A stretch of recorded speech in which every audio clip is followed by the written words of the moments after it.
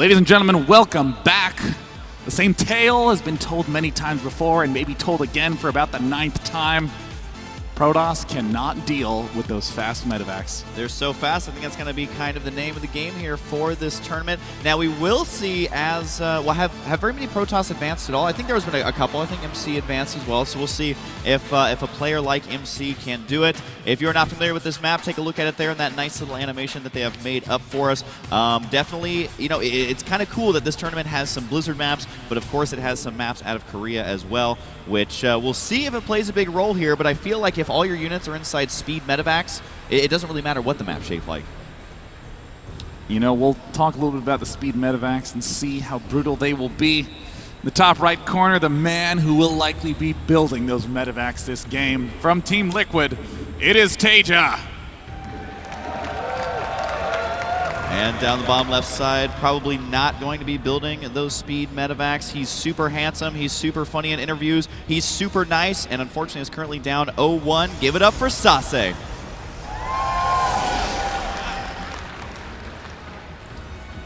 You know, I just want to start in Sase's main base, and then I want to dash right over this ridge to where the third is. It's a nice, juicy space where medevacs can easily pop in to the back of the main, to the back of the third. It's a real pain in the butt to deal with, and Sase, I think, should probably go down this feast route, opening up with very swift Stalker Mothership. Coral, what the refinery first, Mike.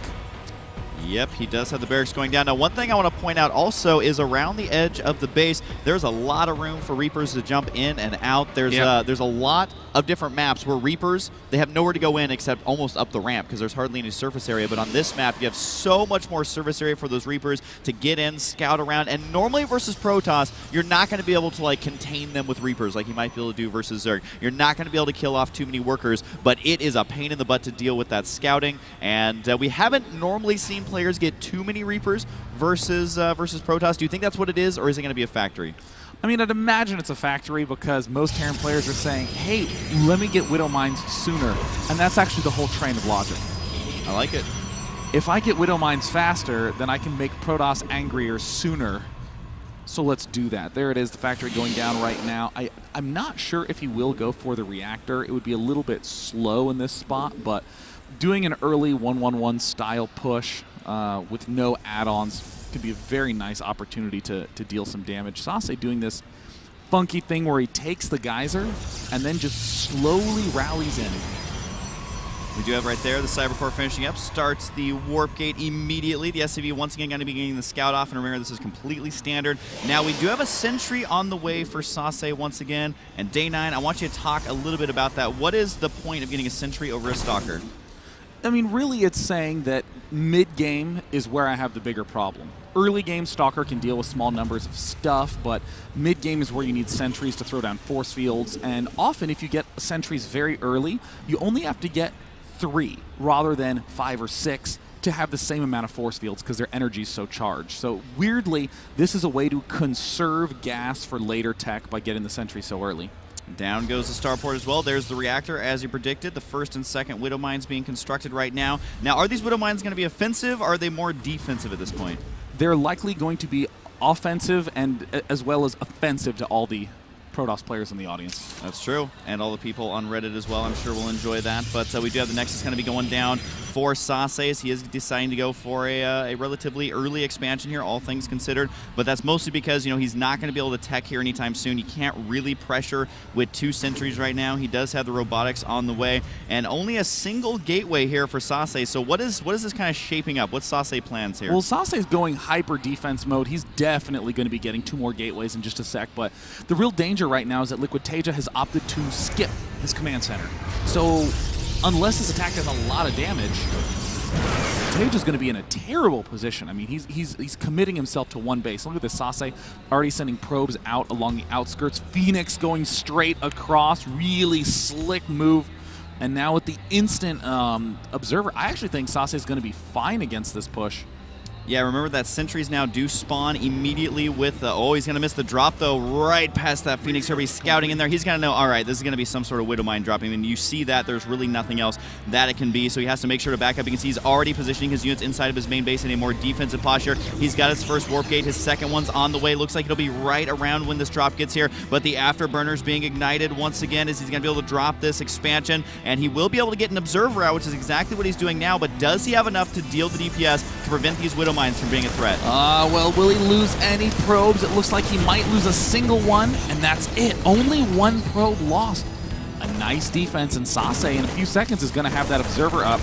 And I mean, as Terran, you are shocked to see that obs. You are going to have to get the hell out of there. And indeed, Taeja sprints away, so Sase's actually done a nice defense. Yeah, I mean, the unit composition he had was perfect. The timing on those 2 extra gateways was perfect. His retreat was good. I think he ended up losing a total of 2 probes right there. And Taeja now is forced to defend a little bit, but he is going to be behind on the macro, as we said, as his command center is just now going to be finishing up 35 SCVs to 29 SCVs to 35 probes, which is to be expected because Protoss does have that Chrono Boost, but now we have the Hellbats on the way. 2 more gateways on the way. And how do Hellbats fare this early in a PvT? They fare amazingly, Mike. Did you really ask me that question? Hellbats kill everything.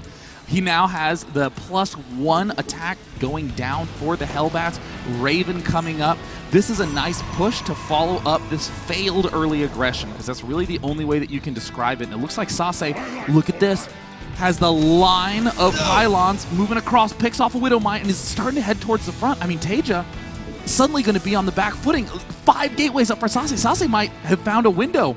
Now, right now, there is going to be a Hellbat drop. Remember, with the speed boost on the medevac, you can kill probes. I think it's in 2 volleys from there, so we'll be able to do lots and lots of damage right now. As we have the Stalker moving forward, does take out the Widowmine right there. Taeja doesn't have a whole lot of defense, just the 1 bunker having to pull off SCVs, but here comes a 2-pronged attack right now. 1 Widowmine in the natural. Here's the drop in the main base, the Photon overcharge. Gotta be able to wait for now, and here we go! He's gonna line him up! So many probes! God. And at the front, look at this, the front is falling down as well. Sase with the Guardian Shield Stalkers doing some great damage. The Hellbats having to retreat back. It looks like this 5-gate push from Sase is making some serious headway. Hellbat can be repaired and be healed by medevacs, but look at that, Sase. SCVs going down there, and great force fields there. Can he contain the pressure? Just have to watch out for that Widowmine at the expansion. It does just take out a single probe, and all of a sudden, Sase's got a lot of stuff here, Sean. I mean, this is looking very bad. Taeja's about to fly right over, and he loses the medevac, and it looks like the Hellbats are positioned very nicely, but a lot versus a little always goes bad for the little guy. Taeja is rapidly losing all his defenses, all the probes at the front, and the workers killed. We see 14 now killed off for Sase, but that hardly matters because he is breaking down the front door. And 135 HP on those Hellbats, not going to be enough to hold the ramp. The Banshee there seeming kind of random. I think that's Taeja realizing I need as many units as quickly as possible. The Raven not really contributing anything to this fight. SCV's pulled off the line. It looks like Sase may be making it a series here by forcing it into a tied situation as the SCV's got to be giving chase the force field on the ramp. You cannot save your orbital, cannot save the SCVs. And at this point, Sase's looking great, but still a relatively low supply for both players here. We'll see if Taeja can make something happen. I mean, Sase is in nice position, Mike. There is no different way to state it. And good GG. game! Right Sase. Sase able to make that happen. Now, Day9, really quick, what happened there? Why was Sase able to make that work? You know, we've been focusing so much on what the medevacs are doing at the 10, 11, 12-minute mark, but we're neglecting what's happening before that point in time. If you go for really swift drops, you have to do some big damage.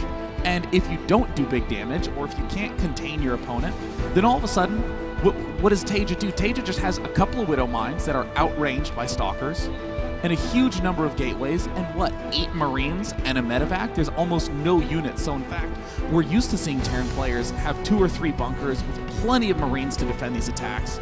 And now they have almost nothing. I actually think that there's a huge vulnerability in the early game that Sase exploited right there. I really like the sentry first, going into the scouting to see exactly what's going on. I mean, at the time he scouted that, he only had a couple of zealots, a couple of sentries back at home, which is not the best defense to say the least, but he already had enough units warping in to be able to defend that right there. So Taeja, I mean, can Taeja just macro up from here on out, or does he have to rely on those medevac drops? You know, I think that the later medevac drops are always going to be strong, but it's that early game where, in a sense, Protoss is, well, actually players in general, anytime a new attack is thrown at them, the first question you try to answer is, how do I defend this attack? How do I stay alive with this attack? And I think the strength is almost kind of one of those illusions. It's like the guy that dances around like crazy with the knife cutting you, and I love those guys. You just knock him down with one punch because he's weak.